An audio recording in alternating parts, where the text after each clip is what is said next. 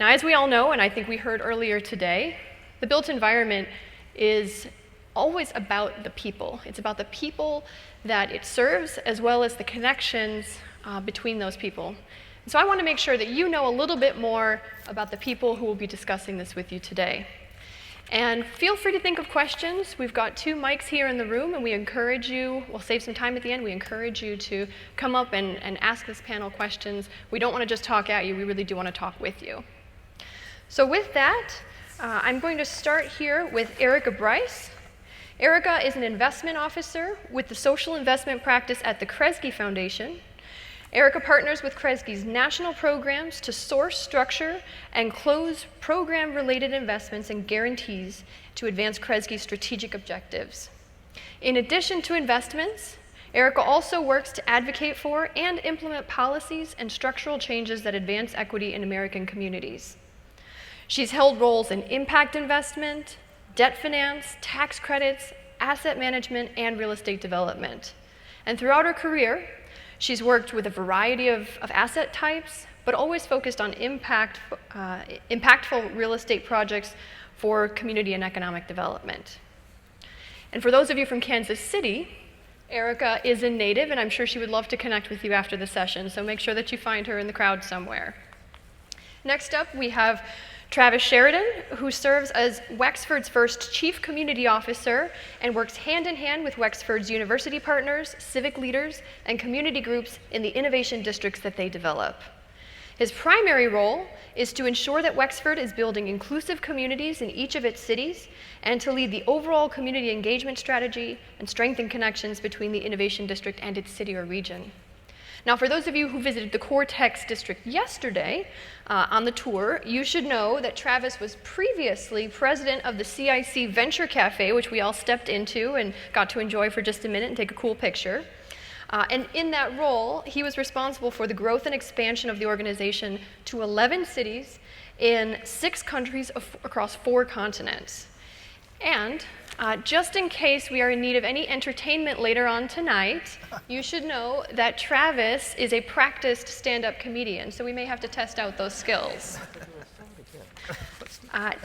We are joined here also by Valerie Patton, who has spent the last 2 decades building, leading, and designing diversity and inclusion strategies. She's a connector, innovative catalyst, teacher, and a proven thought leader. Valerie serves as the Chief Diversity, Equity, and Inclusion Officer and President of the Greater St. Louis Foundation at Greater St. Louis, Inc. That's a lot to do, Valerie. And you should know that that organization, Greater St. Louis, Inc., is a recently formed organization that merged 5 private sector economic development groups. So imagine that the change management and the opportunities there. I think Maxine spoke about the number of nonprofits in the region and how by pulling people together, there could be many more opportunities, and I think that Greater St. Louis, Inc. is a great example of that.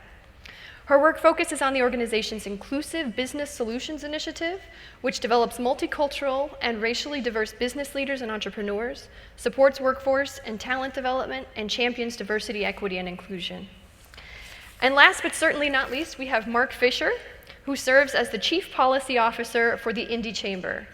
In this role, Mark is responsible for the overall development and implementation of the Chamber's policy and political initiatives, while focusing his efforts on economic and community development, transportation, local government, and fiscal policy matters. Mark began his career at the Indy Chamber as a public policy intern and has served in a variety of capacities, growing into his current role. And Mark might be too shy to say this, but I do want to celebrate him and his organization, because just last month they were named the Chamber of the Year in response to their COVID-19 pandemic inclusive support of small businesses. And so I'm hoping that he'll share a little bit about what they did and what some of those lessons learned were that you might be able to take home as well. So with that primer on who this esteemed panel, I will let them each dive into maybe 3 or 4 minutes about how their work in economic development relates to equity and how that's incorporated into their work. Why don't we start here with Erica? Oh gosh, okay. Well, hi everybody. Hi to my Kansas Citians too, I see a few of you. So when I was actually asked to start to do this panel originally, because I just started at Kresge in April, I actually, my primary role was as a commercial real estate developer. And so my partners and I own Wheatley Provident Hospital, which was the first black hospital, first privately owned black hospital in Kansas City. That started as a hospital in 1918. And so for those of you from Kansas City, or familiar with the 18th and Vine District, we are in the 18th and Vine District. And we purchased the property to save it. The previous owner wanted to demolish it. But what happened is about 2 months after we purchased it, they announced the Keystone Innovation District, and we are dead center in it. And so Jen and I had talked about the challenges of being a developer, working with the institutions. We're near Children's Mercy Hospital, Truman Hospital, the Hospital Hill District is what it's also coined. So we have a lot of different dynamics in there. In being developers, trying to work with institutions, and also use this asset as an economic development catalyst, but one that is not typically thought of, especially in African American communities, which we're looking to use as a healthcare asset, healthcare and life sciences asset. And so that's kind of the realm I'll speak from today. But now I am also at Kresge, and so I look at this nationally. And I would say, having sat on both sides of the table now as an investor, but also as a developer, my biggest concern with how we're coming to terms with how these practices have manifested, inequitable practices have manifested, that we use this time to move forward. The communities that I work in, a lot of people have been left behind, and it's costing us more now by leaving people behind and by not engaging them. And so today, that's what I want to talk about, is how to make sure that we're not leaving people behind, that we're being strong fiscal stewards of any resources that we have as economic development professionals, and also for developers like me, how you can work with us to make sure that we're at the table. So thank you. Wonderful. Good afternoon and welcome to St. Louis, all of you that are not from St. Louis in the audience. Equity is everything. It is about access for those that have been marginalized, oppressed, and have not had the opportunity to the same resources that others have been able to acquire and build. In St. Louis, the time is now. We have just released May of this year the 2030 Jobs Plan, which has initiatives around talent, entrepreneurship, restoring the core, but not the core as we know it as a traditional core. And it is really about inclusive economic growth. St. Louis, no different than many cities that are probably represented in the room and throughout our country, have left a part of their community behind. So this is our opportunity to bring everybody to the table, engaging them in what the future will look like. So that will be what was real unique about putting together our 2030 Jobs Plan, is that we did get a lot. It was an economic development plan, a jobs plan, but we had over 1,000 voices, groups participate in the process. Was it everybody? No. But it was a beginning that we have not seen before in our community. So as it relates to access, as it relates to equity, equity is everything. It's not about being included anymore, and it's not about being diverse anymore, but it's how do we get people to the table to participate and how they can grow their communities, how we can grow small, mid-tier businesses, how can we grow jobs in the community that we all live, work, play, and invest in. Great, Travis. Good afternoon. Really glad to be here. It's my first conference in 18 to 20 months, so it's nice to be in person and not on little tiny squares. When I think about the work that I do at Wexford and the role that equity and inclusion plays in development, I'm hard-pressed to not echo some of the things that Valerie said about really creating these job centers and this opportunity for economic mobility. I think that what drives the work that we do is a simple two-word question, and that is for whom. When we're creating these job centers, when we're creating a district like Cortex, which is upwards of 1 million square feet, 3,000 jobs, a lot of opportunity, oftentimes tied to STEM or STEAM disciplines, we have to do that in a way that the surrounding community can see themselves living, working, playing, and thriving there. That this is, an exercise that I do with young people, grade school people. I give them a blank piece of paper and ask them to draw a picture of a scientist, and invariably they draw somebody that looks like either Albert Einstein or the guy from Back to the Future, right? They don't draw somebody that looks like them, and that's incredibly heartbreaking because we want them to see themselves in these innovation districts and thriving in these fields, but that takes intentionality. So a lot of the remarks that I'll speak to today during this discussion is about that intentionality, how you can really use real estate development, much like Maxine is doing over on Del Mar, how you can use real estate development to be a catalyst, and also you can still make a good return on it. Like, I'm not trying to take away the profit motive from folks as well, but it can be a catalyst for the community to create the jobs, to create economic mobility, and to create a thriving and prosperous community. Thank you, Travis. Thank you for being here today and inviting us to speak on this important issue.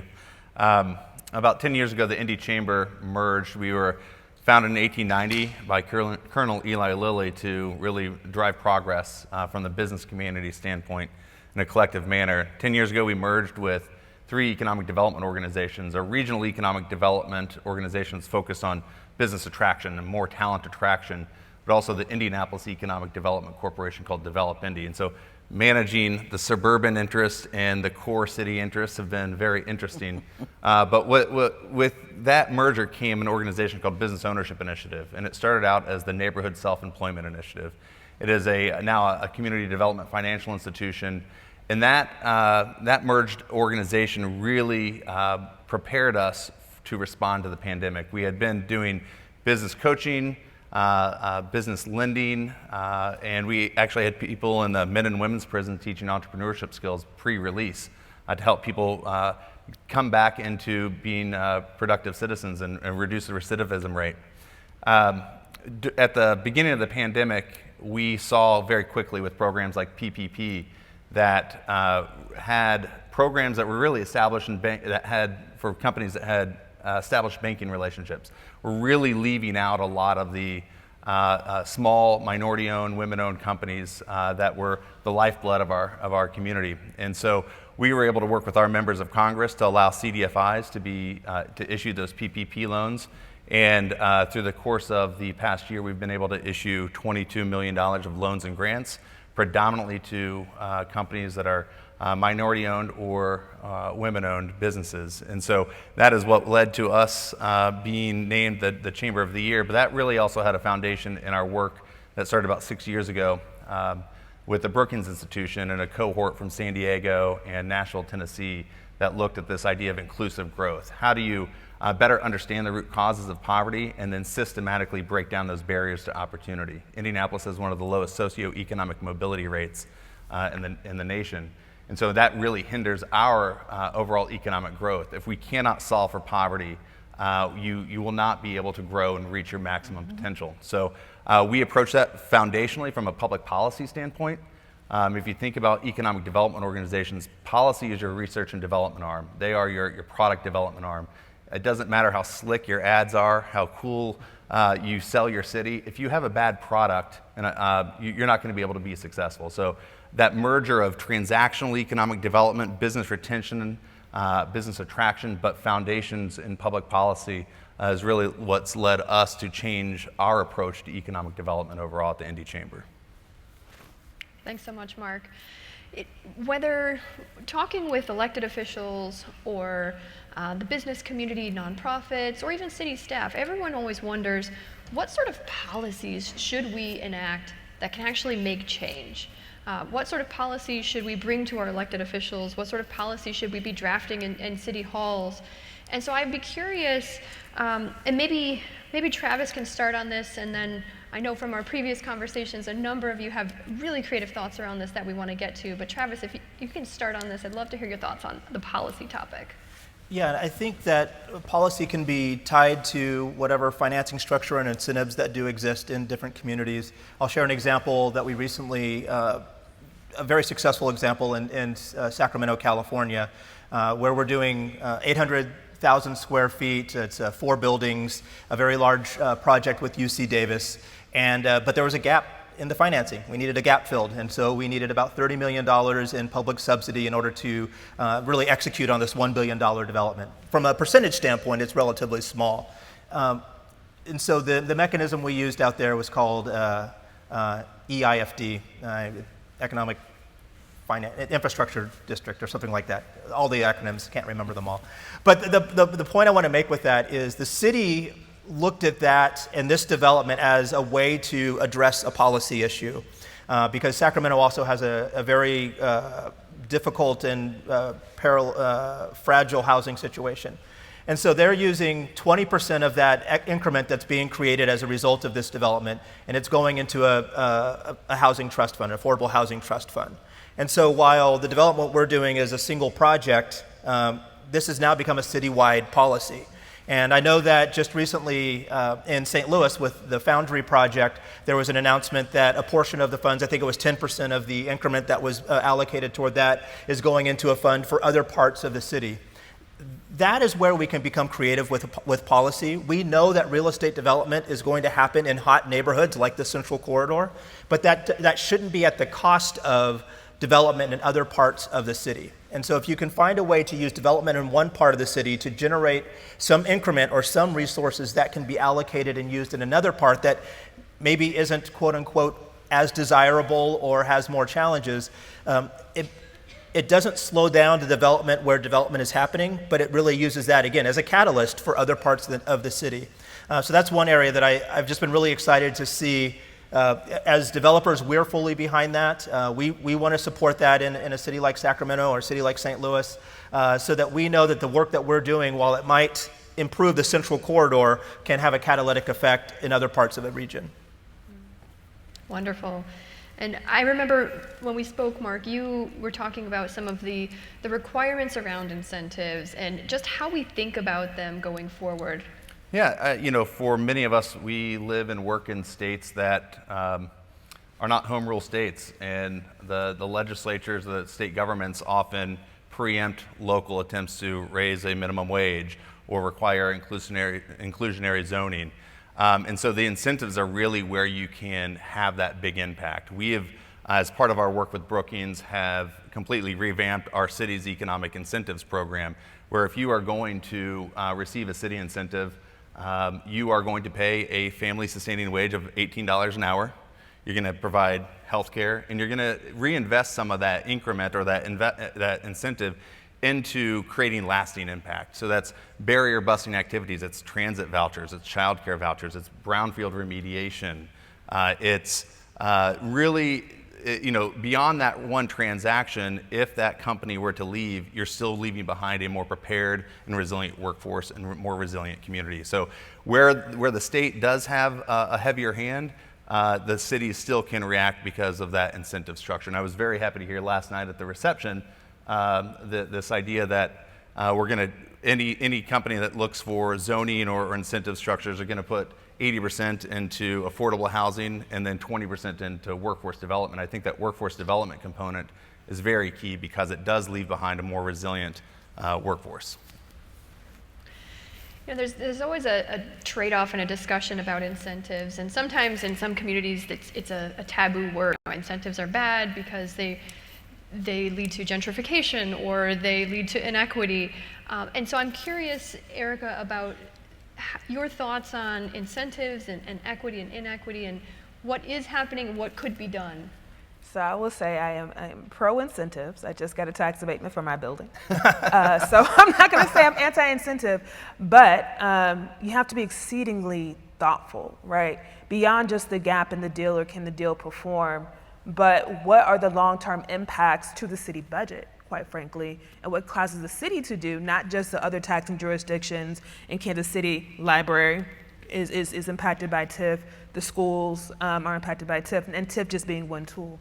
But there's a body of work I've started supporting at Kresge too that shows that a lot of cities that have over-incentivized or been a little too free with incentives and in very specific areas has caused budget pressures that then cause the city to create structures around getting more income from searches, seizures, and fines.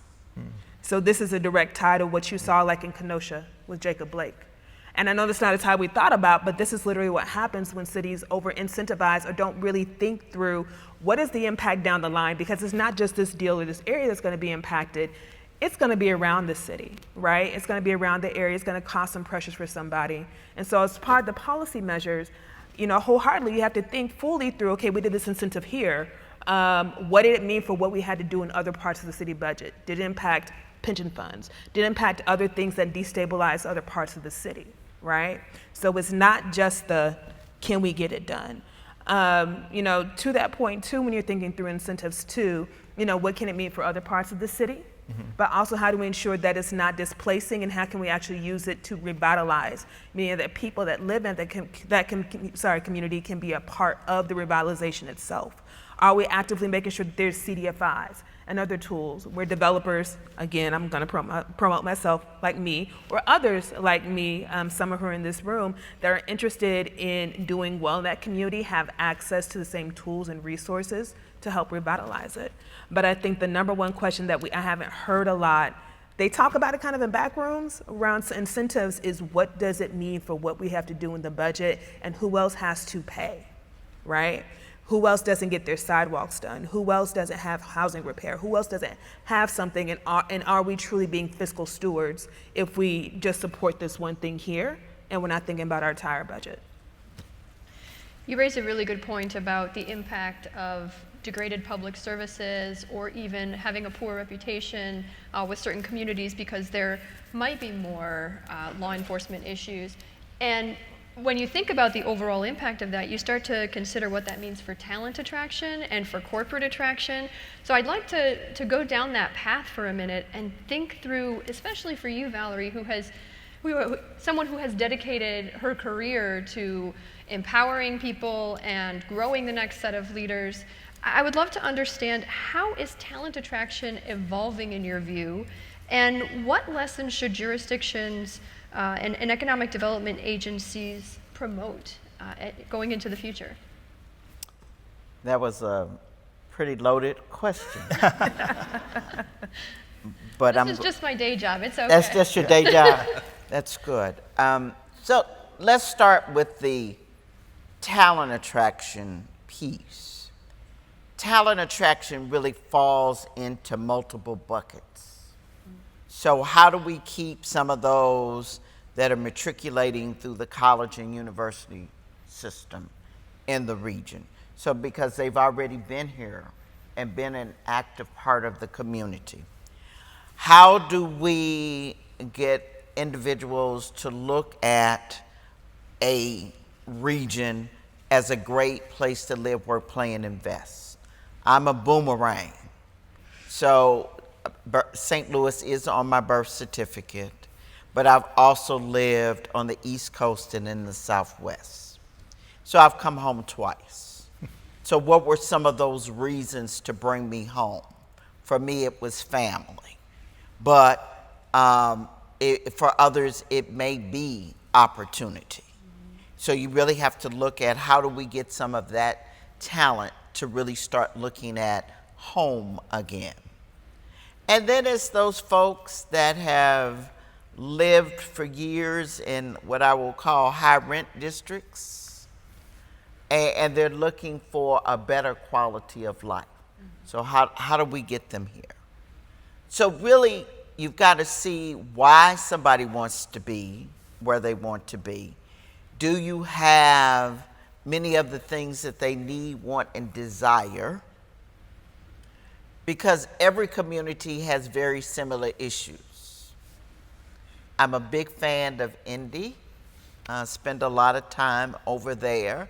But they have some of the same issues that we have in St. Louis, like fragmentation, like segregation, like parts of the city being disinvested in. So those are what I call regular reasons. But why do you really want to be somewhere? St. Louis is a great place to be because you can do a lot of things here and have a lot of access. So that is why it's a great place to live, work, play, and invest. So you've got to really look at your intention, and you need to look at the opportunity. St. Louis is a region where we have 3,000 to 5,000 jobs open a day. And that's from the janitor to the CEO. So there's probably some job opportunity out there that can meet whatever your desire is. So when we talk about economic development, it's more than what I call the surface issues. It is much deeper than that. Why do you really want to be here? One reason I want to still have a permanent address in St. Louis, we have 4 seasons of the year. Now, this week we've had 2.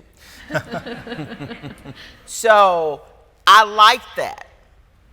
I did not like living in the Southwest because it was all concrete. I like green.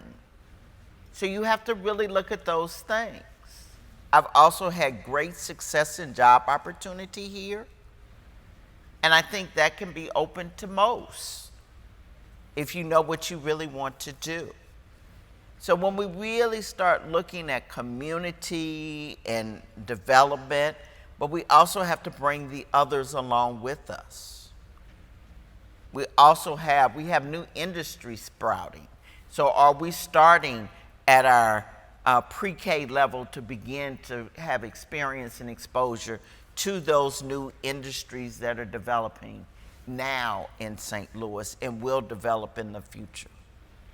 But I speak specifically to St. Louis because it is home, and I know it well, and I know those other 2 communities I live in well. But at the end of the day, it is really about how do we create workforces through intentionality, policy change, because many times in a job description there is word bias. That is keeping one from the opportunity. So policy becomes a big piece of it. And then we have to know that life is not perfect. Places are not perfect.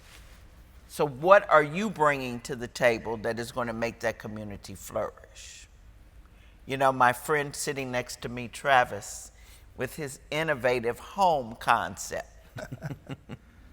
So I'll let him tell you about that innovative home concept. But that's one of the reasons I love St. Louis, the architecture here.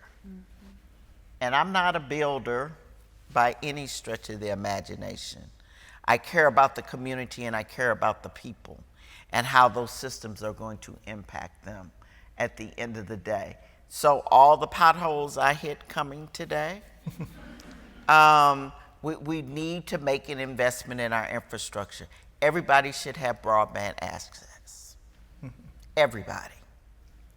You know, we need to change and look at our education systems. So it is not just a simple answer to the question. It ends up being a pretty broad brush answer to the question. And when we're talking about workforce, everybody gets a chance to contribute that wants to.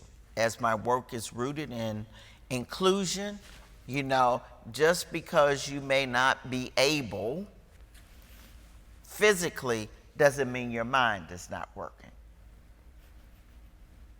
So we've really got to open up and really expand our mindsets into growth mindsets opposed to having fixed mindsets.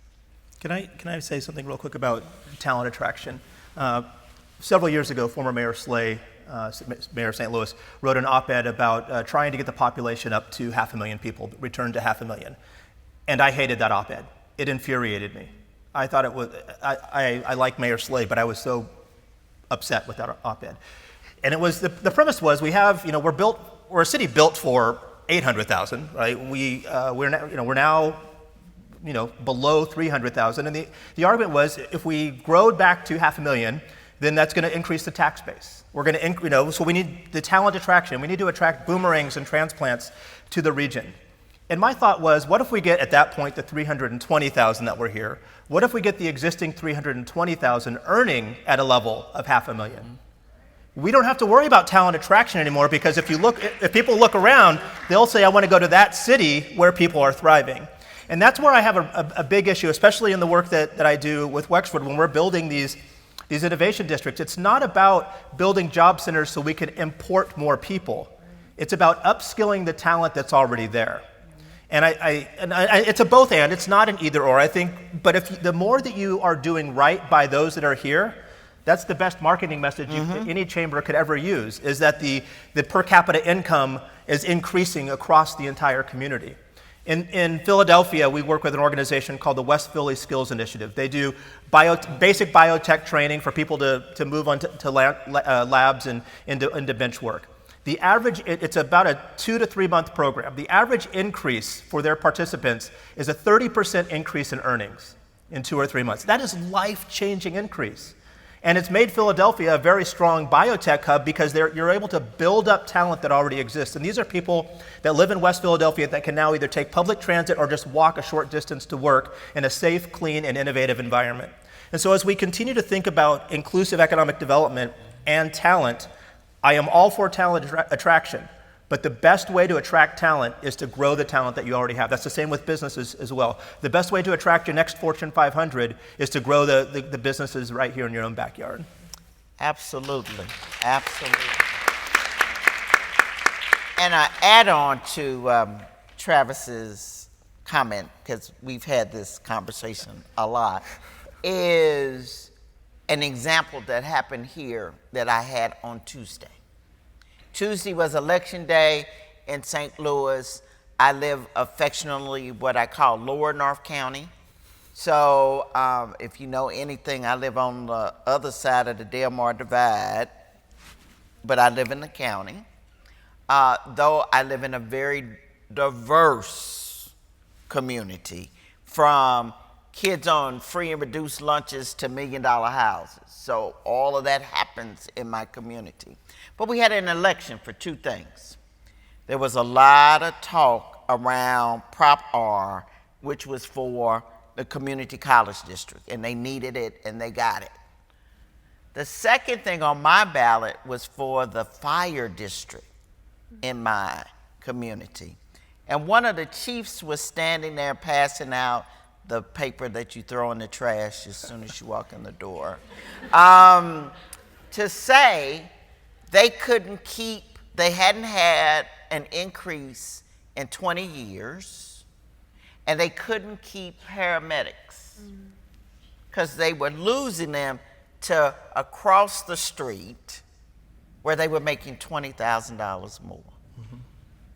I am so thankful that it passed, because you never know when you live in such a diverse community, because it was a tax increase. So we've got to create the opportunities within our communities for our children, for the people we see standing on the bus stop every day that's taking 3 or 4 buses to get to a minimum wage job. We must create and change policy and make the opportunities available to everybody. Can I real quick? Please do. I'm sorry, I want to jump in real quick too. I'm gonna represent for Kansas City as well. But I mean, but this goes back to my original point, right? We talk about equity, we talk about inclusion and all these pretty words like it's marketing. It's not marketing. It's literally should be a fiscal tenet of any financial decision that you make. You're not asking your policymakers, those that design the incentives, okay, but what is this designed to do? Is this going to be cultivating our existing talent, right? Which isn't recycling sometimes cheaper than bringing in new? I'm just saying, like fiscally, money, hard money, but it always gets relegated over to, oh, we're gonna do something feel good, right? When we talk about doing investments in certain communities, we're gonna make sure they have healthcare access. You mean you're gonna have more customers that should have already had access, or you're gonna let them participate in the economics, right? And so I'm always going to keep pushing that there are real fiscal implications to not having equity at the forefront of decisions that we make as individual developers, as policymakers, as nonprofit leaders, all that. If we don't do that, we're going to literally be paying more later down the line. It just makes no sense not to have it at the forefront. You know, while you're in midstream here, I'd like to continue that thought on and think about some of the other players that are involved in these economic development decisions and in economic development efforts. And I know that you've done a lot of work with and around anchor institutions and communities. And so I would love to hear more about the role that anchors play in economic development, and specifically what role they should be playing with regard to equity in economic development. I mean, it should be at the forefront. You know, near my building, as I shared, we have Children's Mercy Hospital. They now have a Translational Research Institute, $200 million that was just opened in January, I believe, of this year, right? You also have Truman Medical Hospital. You have the UMKC has their medical school there, School of Nursing, School of Pharmacy. And your institutions have a huge voice at the table. And sometimes it's hard to get politicians to really listen to you, but your institutions have buying power. They have decision-making systems, and they really should be at the forefront of pushing and making sure that the community is always heard. And they should also be looking to community vendors. And I'm not just saying this as a developer. I'm saying when you have people that are from that community that can provide the same services, development, financial, whatever it is, those institutions have a duty, also because they also consume public resources, the resources of the community, to make sure that equity is at the forefront. For me, on the development side, our institutional partners have been everything, right? And they continue to be. They have pushed to make sure that our voices were always at the table. They have pushed to make sure that we have equitable opportunity. And because we've been working together, we've been finding some really innovative ways to do some things that are going to benefit them and benefit us. But they have to make sure that they're not just talking to one person and acting like that person is the representative. And so I was sharing with Jen, and I won't say who, but I was talking to somebody at an institution. He said, oh, well, you know, I've talked to so-and-so. Okay, so-and-so does not own my building. He doesn't. He's in that part of that community, but he doesn't run what I choose to do. And he has different interests than I do. I'm from this community, he is not. That was an issue, right? And so, like I said, it's things like that where you can't be a lazy institutional partner and just act like I've just talked to this one person, I've taken my pictures, donated my money, and I've thrown my hands up, right? That doesn't make sense. Really talk to people, get to know people, have the right interactions. And then for those of us that are trying to work with institutions, just keep pushing.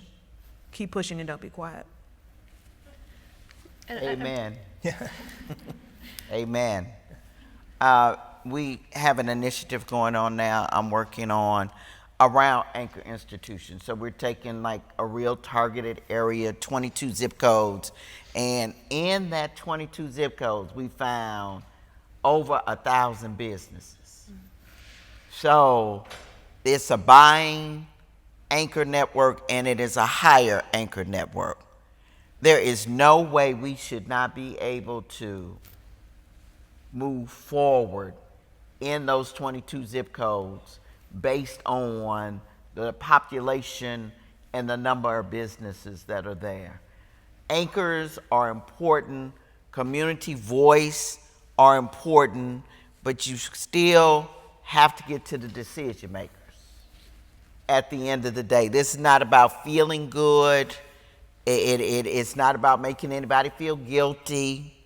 This is about how do we create lasting economic mobility in communities. And what we have lost in all of this is if one side is not doing well, everybody's not doing well. Mm-hmm. How many of your cities have seen the crime rate go up?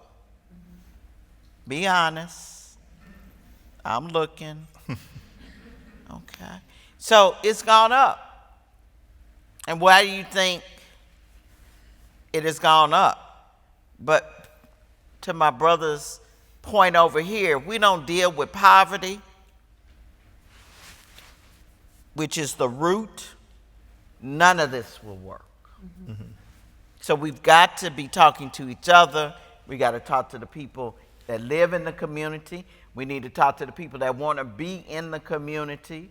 We've got to take the institutions, talk to the institutions that are within the community, but not only talk up to them, you need to talk to everybody. If I can expand upon that with the anchor institutions, they're large landowners as well. They have a role to play in housing and amenities around their campus. We have an anchor institution strategy, the three-prong live, buy, hire strategy. From a purchasing standpoint, you have to get to the decision makers.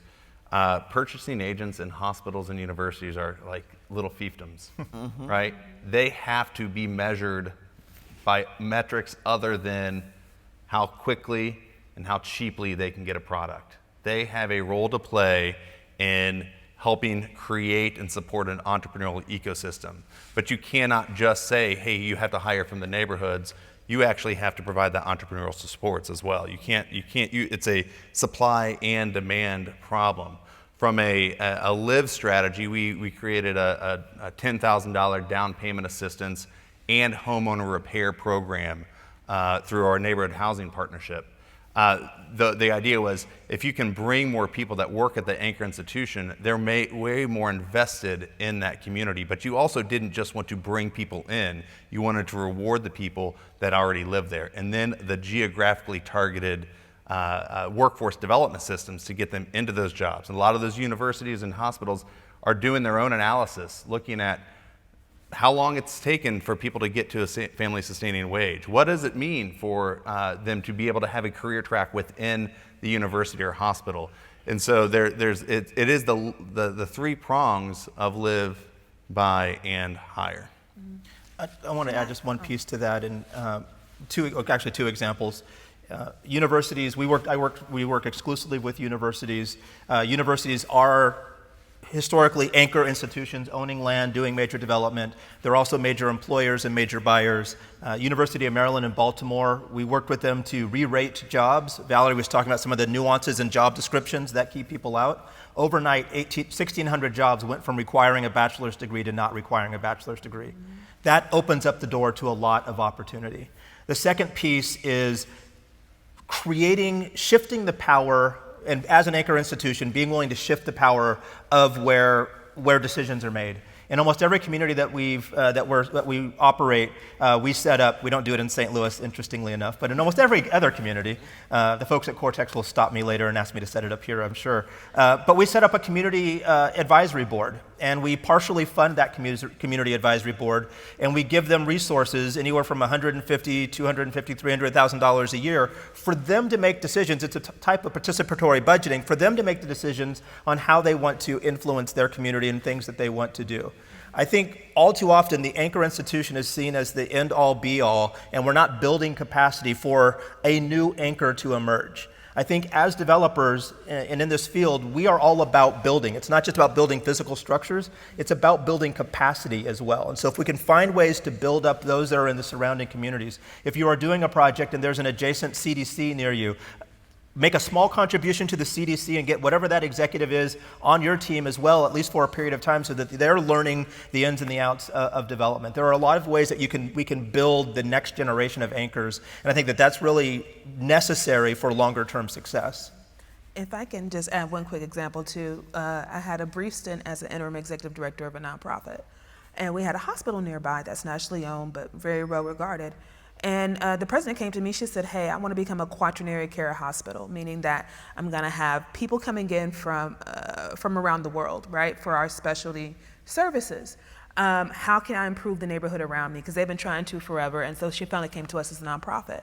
And we figured out a way to partner to where I could help provide affordable housing, home ownership opportunities for some of her long-term employees, and we found other ways to work together, right?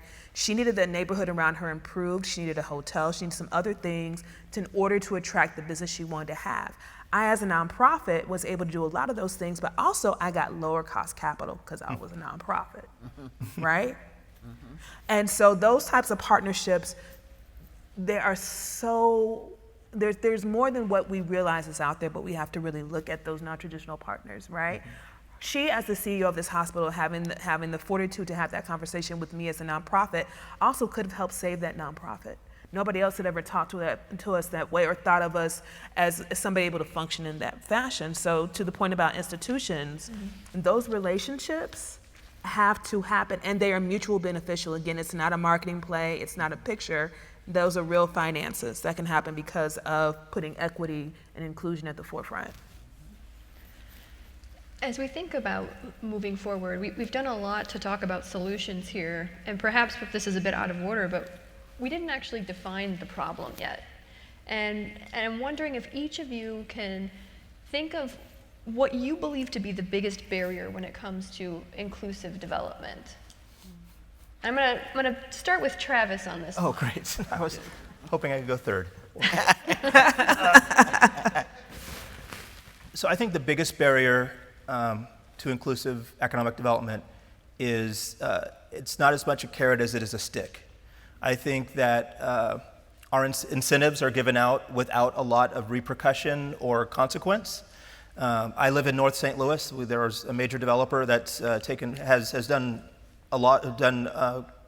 a lot of land and not done a lot of work in North St. Louis without much consequence, and that has harmed the region. I mean, it may sound odd as a developer, but I want our industry to be held accountable.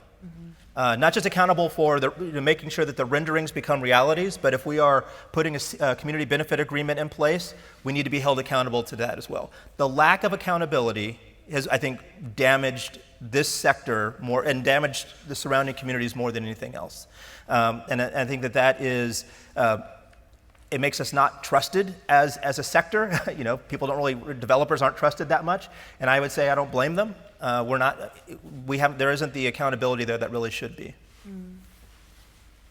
I'll jump in. I think it's what I call silver bullet syndrome, or very simple solutions to very complex problems. If we just do this one thing, it's going to solve for this whole host of challenges, and it really requires a coordinated and comprehensive approach to tackling these issues, instead of just saying, oh, all we need to do is build a child care center, or all we need to do is create a degree program. That degree program or that certification program takes a year. Well, how are people that are working and raising families supposed to go through that degree program? So I think it's just really understanding that this is going to have to take a very complex and comprehensive approach. So to that point, you've got to have a plan, and you've got to be intentional. And in many cases, the word we've been using a lot this afternoon, you've got to be inclusive. So that may be inviting people to the table that you're not necessarily comfortable being with, that may have ideas and solutions that you may feel are coming from the space station. So you really have got to be intentional along with being inclusive, but you have to plan. So to my dear brother's point, you can't just drop in the daycare center and think that it's going to solve the problem, or there will even be enough children in the community to sustain the business institution.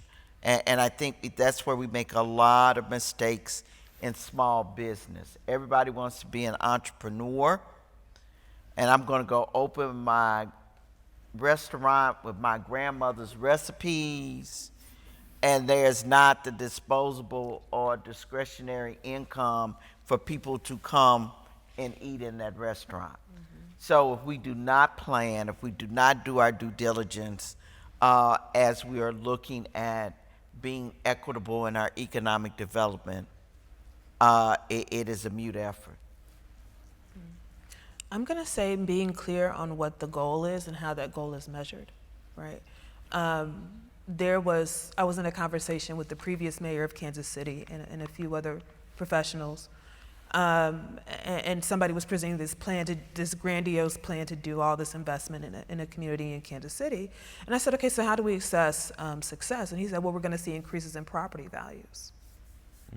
And I said, okay, so do you mean displacement, gentrification, because then people can't afford their property. Like, what do you mean is success, right? Using that as a singular success, who is it successful for?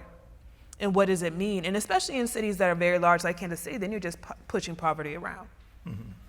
So being very, very clear on what success is, who does that benefit, what is the impact of it, and how it is measured is everything. I really would say probably how it's measured should be the first thing, because that'll tell you everything, right? How it's measured will let you know and kind of step back and mean, okay, so if it's this, then what does that mean for this? And what does it mean for that? Travis had a perfect point earlier of people's incomes increasing, like those individual people's, not bringing in other people.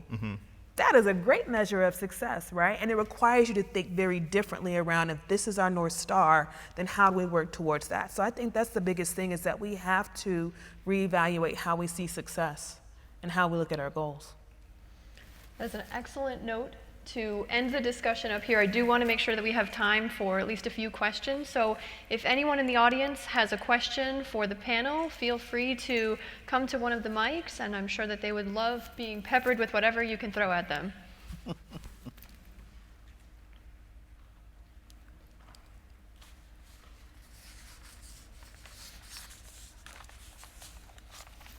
And if you're doing the Old North tour, you'll see my house there when you go get a shake at Crown Candy.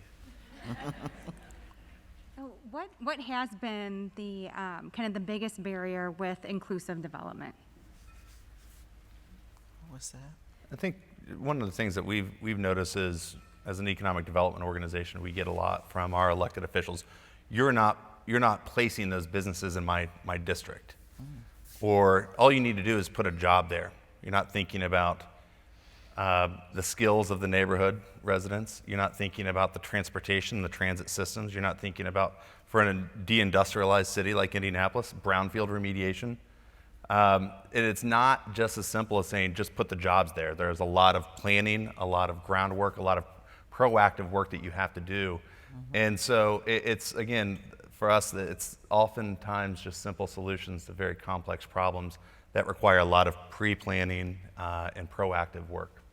And I would say that from a developer standpoint, the biggest barrier was, the biggest, I guess, additive, that it's not a barrier, is that my leadership bought into it. My president and CEO, we've made a decision that, X percentage of our developer fees are going to go toward this type of work. Now, those are dollars that aren't going toward salaries and aren't going toward bonuses, right? We're making a strategic imperative decision to reallocate money toward this type of work. And I think that until somebody decides to fund the work, it's not going to get done.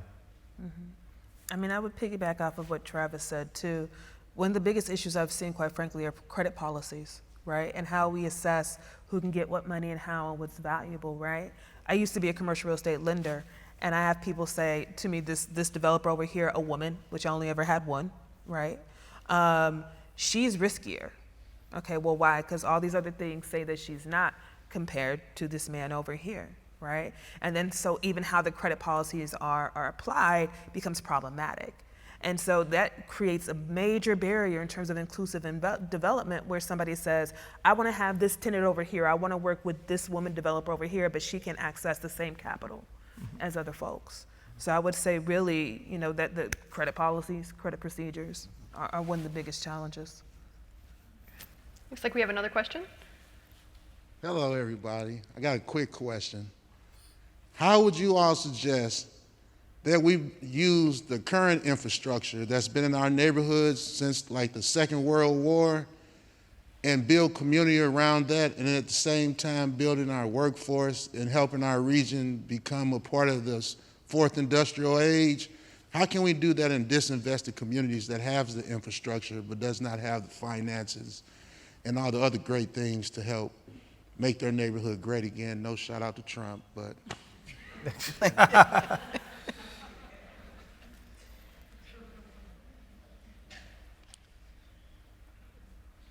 Everybody's quiet. Justin, you have to be thoughtful, plan, inclusive, so you've got to include the people in the community that you want to impact. And the reason you have to have the plan, because it's not going to happen overnight, because it didn't get the way it was overnight. And you really have to get people top to bottom engaged, because it's going to take capital, but it's going to take thoughtfulness, and it's going to take everybody. So since I know the neighborhood you live in, it was a plan. We're sitting in the middle of a plan. 30 years ago, this did not look the way it looks today, nor the neighborhood around it. Somebody made an initial investment, and then basically they went block by block. They created what we will call the entertainment district. So it was very intentional on how Euclid was planned and how Maryland was planned. And then things went block by block from there. And there is some degree of diversity as we relate to, you've got the $1 million plus houses, but then you have houses that are still in the neighborhood that would be zoned Section 8. So you've got to be thoughtful and you've got to have insight. And I love my sister, Erica, because I'm a recovering accountant. So it's all about the numbers for me. And I want to see how it's going to get measured. When I sit down in a conversation, how will we really see that we have been successful? Yeah. Right now, we're seeing a renaissance in this neighborhood. So many of the things that were here 30 years ago, especially in the business district, are now turning over. So you've got to have people, everybody. You can't just have the developer. You can't just have the business person. You can't just have the resident. You've got to have everybody involved in it. I don't live in this neighborhood, but I like hanging out in it. So my voice is just as important as your voice as a resident. And how do you bring in new development? And how do you make sure that not the people that are working in the hospital system want to live, work, and play in this neighborhood? So it takes everybody to make it happen. Yeah, you need money. I'm not that unrealistic. But you need money. But I think once you begin to set those metrics and goals on what you're going to work to, the money will come. I think to Mark's point about what gets in the way, which are the silver bullet solutions, at the neighborhood level, one of the best ways to build capacity and build some momentum are doing small things. Taking an empty plot and turning it into a community garden, turning that community garden into a farmer's market, turning a farmer's market into a way to educate on healthy eating. All those things start adding up over time. It takes some time, to Valerie's point.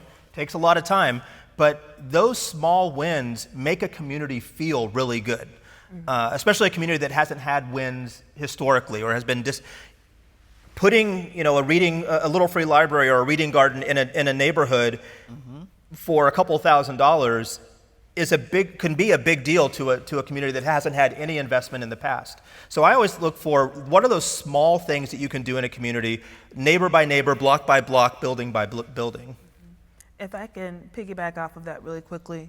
So when I was doing commercial real estate, probably I'd say commercial real estate lending, 25-30% of my write-up would actually be about a neighborhood and what was around it and how people were investing in it. And that is literally, again, a financial value, right? Why do people want to be here? Because all you're really saying is, this is the money I need now because more money's coming down the line. That's what you're telling capital, right? And if you can tell capital, Wexford came in and they are putting in X company right now, or they've made X investment, that is another way to help attract capital.